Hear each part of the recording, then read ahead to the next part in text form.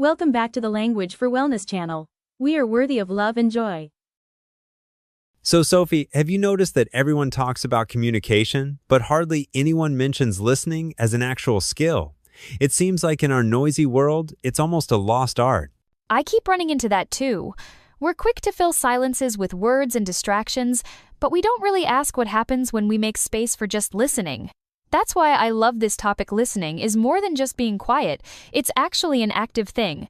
Totally. And honestly, the more we practice it, the more we realize how powerful it is not just for language learning, but for life. So let's dig into what deep listening really means. Remember that little experiment we did earlier, where we just sat and listened for 10 seconds? It's wild how even a tiny pause can feel different. Oh, for sure. My brain started picking up on things. I usually tune out the hum of my laptop, a bird song, even my own breath. It was like peeling back layers of sound I didn't know were there. That's the magic of deep listening. We shift from passively hearing to really noticing with our mind and heart. It's a choice, and it totally changes the experience. It's funny, isn't it? We think of hearing as automatic, like background noise. But listening takes effort, especially when the world is full of distraction. I get what you mean. Hearing just happens, but listening is about presence. You actually give your attention, and that's a form of respect, both for yourself and others. And I've noticed, when I really listen, my mind settles down a bit. It's almost meditative. It actually is a kind of meditation. Deep listening can calm your nervous system. It helps anchor you in the now. Stress sort of melts away for those moments. That makes sense. Plus, when you give someone your full attention, you can almost see them relax. They feel heard, and that's huge for building trust and connection. Absolutely, and it's so rewarding. People open up more, and conversations just flow better. That's the human side, but there's also a huge language learning bonus. For English learners, I always say, you can't really speak well if you haven't learned to listen well first. It's like trying to dance before you learn the rhythm. Exactly. If you want to pick up natural phrases, pronunciation, even cultural cues, you start by tuning in deeply. It unlocks so much more than just vocabulary. So let's break it down into practice. There are 3 fields, really. Listening to the world around you, to other people, and to yourself. Each offers something a bit different. I like that. It's not just about conversations, it's about the full soundscape of your life. Where should we start? Let's kick off with the world nature. City sounds, all of it. One of my favorite ways to reset is finding a spot near a window or outside and just listening for a few minutes. No judgment, just letting the sounds come and go, like a sound bath for your mind. I love that image, a sound bath. It's free therapy, honestly. And for English practice, it's fun to describe what you notice. Last night, I heard the wind rustling leaves and rain tapping on glass. You're right, it builds both mindfulness and language. And no 2 sound baths are ever the same. Shifting gears, listening to people might be the most challenging.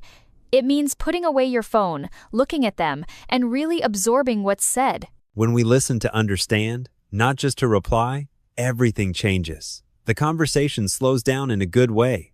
I started asking more questions like, how did that make you feel? And people always appreciate it. Those small questions are powerful. They show you're present, and they help you practice real, living English, not just textbook phrases. Now, listening inward is a whole different challenge. We often ignore our own feelings or judge them instantly. But giving yourself 2 minutes to check in, how am I? Really? That's game-changing. That's something I struggle with too. But naming my feeling, maybe just tired or hopeful, lets me respond more kindly to myself. It makes my study sessions less stressful and life gentler overall. It's the ultimate self-care, for sure. If you're overwhelmed, it's better to study in short bursts instead of pushing through. Let's get practical for all the English learners tuning in. Active listening isn't just about paying attention. There are tricks. Like, first, listen for the gist instead of every word. That makes a big difference. I also like picking one focus, say, noticing every time someone says calm or sound. It keeps your brain engaged, not overwhelmed. And then there's shadowing, pausing to repeat a sentence out loud, copying the rhythm. It feels silly at first, but it's fantastic training. Here's a tip I wish someone had told me sooner. Match what you're listening to with your mood and goal. News podcasts for clarity, casual chats for natural flow, audiobooks for storytelling vibes. You're so right. And honestly, if you're tired, it's fine to listen to music or something easy. Forced listening turns into noise, not learning. Give your ears a break when they need it. I loved hearing about Maria's experience with a phone-free hour. She described her mind feeling spacious by the end. That really sums up what listening can give us. Exactly.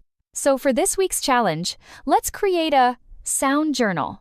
Take 3 minutes a day to just listen. Then jot down one distant sound, one close-by sound, and a word for how you feel. It's simple but surprisingly powerful. It's like a mini workout for your brain and your English. Plus, it helps you notice little things you'd otherwise miss. Let's recap before we go.